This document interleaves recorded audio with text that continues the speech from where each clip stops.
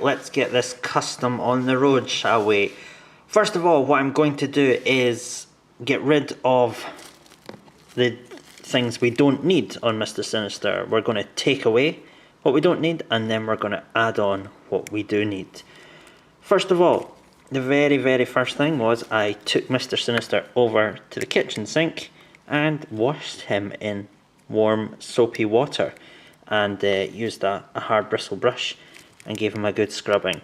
Now, the theory behind that is that when toy companies make figures, they produce them from a mould, and the moulds have plastic injected into them, which then hardens, and then they remove the plastic. So to prevent the plastic attaching to the mould is coated in a lubricant. And so what happens is when the plastic hardens, it can absorb the lubricant. So in a lot of toys, in the plastic, there is still some of this lubricant, and we want to get rid of that because it prevents paint from adhering well. So that's why I was giving him a bit of a wash.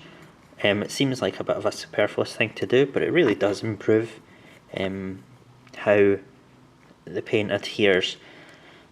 Something that you might want to do, something I really don't do too often, is just give them a little bit of a light sanding with sandpaper. If plastic is very smooth, the paint doesn't have anything to grip onto. So you may want to just give them a quick rub over with some sandpaper, just to roughen up the surface a little, very lightly. But looking at Dormammu over here, what am I saying? We're going to have to get rid of his boots, his thigh-high boots up here. I'm going to be using my Dremel to do that. And what other details do we need to lose? I'm looking at, do we need to lose the gem, or will it be covered by whatever I'm going to do to his chest? I'm still not convinced about that sort of chest design, so I think I'll remove the gem just in case. We'll get rid of this on his back, and I think that's it really. I think the rest is quite good.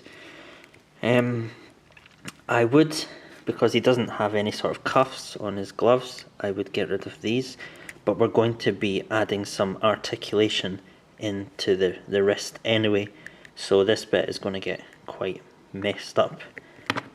So, and we'll also have to get rid of most of the facial details. So I'm just going to go ahead and do that with my Dremel. So, here we go. Oh, there's my safety goggles on. There we are. Can't see a fucking thing now.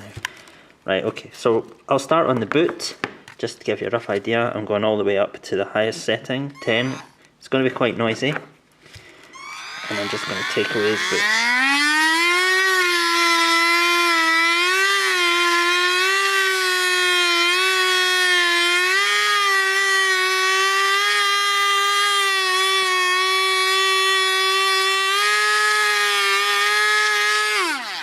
Okay, I'm going to stop there just to give you an idea of what's happened.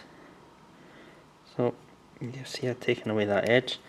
There's lots of this plastic left on. Just pull that off. So basically I'm just going to work my way around, taking that off. I'm trying to, sorry, I'll not speak at the same time, might be difficult to hear. I'm trying to just, rather than, you know, just go all the way in, try and keep some vague semblance of the shape of the leg, the curve of the musculature and that sort of thing. But we will come back and sculpt, because, you know, he's got sort of clothes rather than this skin tight whatever it is that Mr. Sinister wears.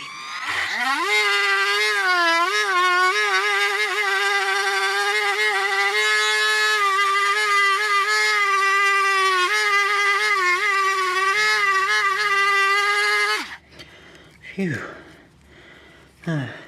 Catch your breath.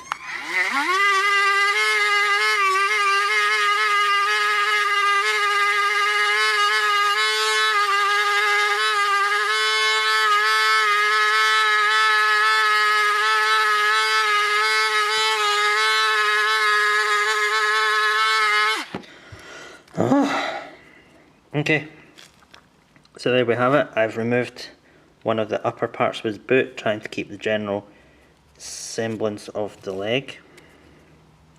Something that I noticed as I was going round was that here, yep, product of Toy Biz or whatever. I think, you know, if you're making a custom, it just shows an extra bit of attention to detail. If you just get rid of that, no one wants to see it. Sorry, Toy Biz, but there you are. Yep. Okay. So that's what I'm going to be doing to the other one. And what did I have to say? It's diamond in his face. So I'll just get on with that, I guess.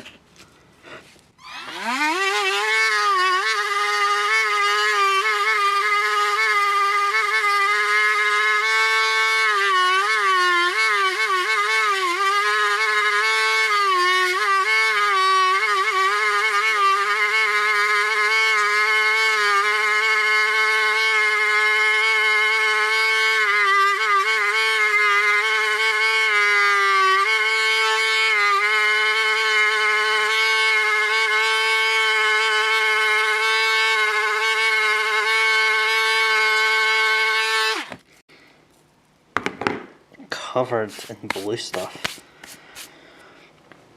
Ugh, right. Keep going.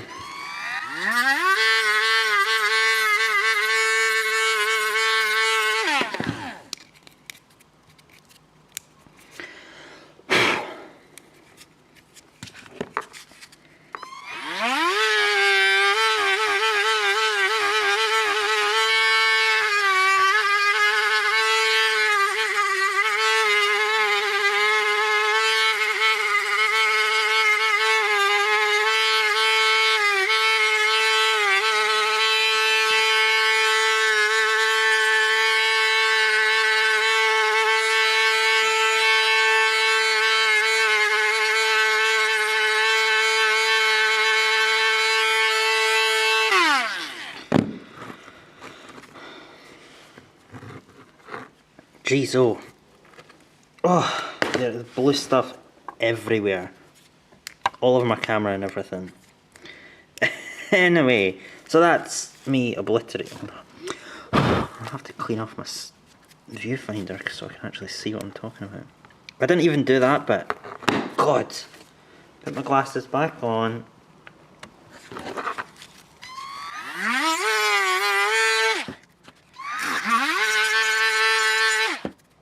Okay, right.